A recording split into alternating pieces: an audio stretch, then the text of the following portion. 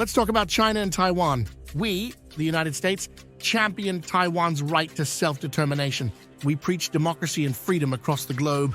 But hold on, didn't we once face a strikingly similar situation right here at home? A house divided, a Southern Confederacy yearning for independence? Didn't we fight a bloody civil war to preserve the unity of our nation? Now, I'm not saying the situations are identical, but the core principle, the desire for self-rule, rings a familiar bell, doesn't it? Back then, we wouldn't have tolerated foreign powers meddling in our internal affairs. Yet here we are, meddling in China's. Think about it. Imagine if, during our civil war, Britain or France had sided with the Confederacy in the name of Southern self-determination. How would we have reacted?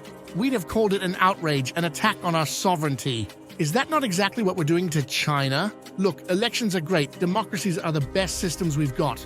But shoving them down everyone's throat while ignoring history and geopolitical realities makes us hypocrites, not heroes. But this isn't just about China and Taiwan. Our foreign policy is riddled with similar contradictions. Take our involvement in the Middle East. We've spent decades proclaiming our mission to bring democracy to countries like Iraq and Afghanistan. Yet, in our quest to spread freedom, we've often ignored the complex histories, cultures, and political landscapes of these nations. Our interventions have sometimes led to more chaos and suffering rather than the promised peace and democracy. Consider the situation in Syria. We support certain factions in the name of promoting democracy, while other powerful nations back different groups, leading to a devastating proxy war that has torn the country apart. The Syrian people have suffered immeasurably, caught in the crossfire of international agendas. Let's not forget our stance on Ukraine.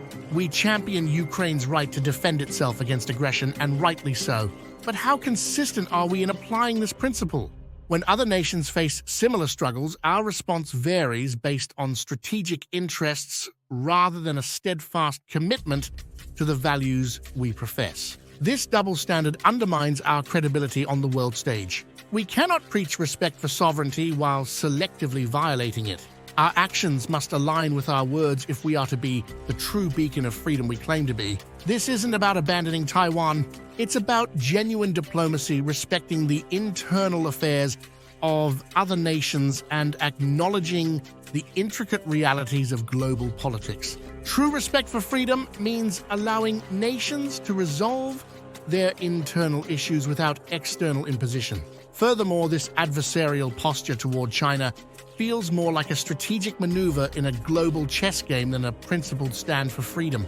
We're ensnared in a cycle, a hamster wheel of conflict that serves special interests while sidestepping the real challenges.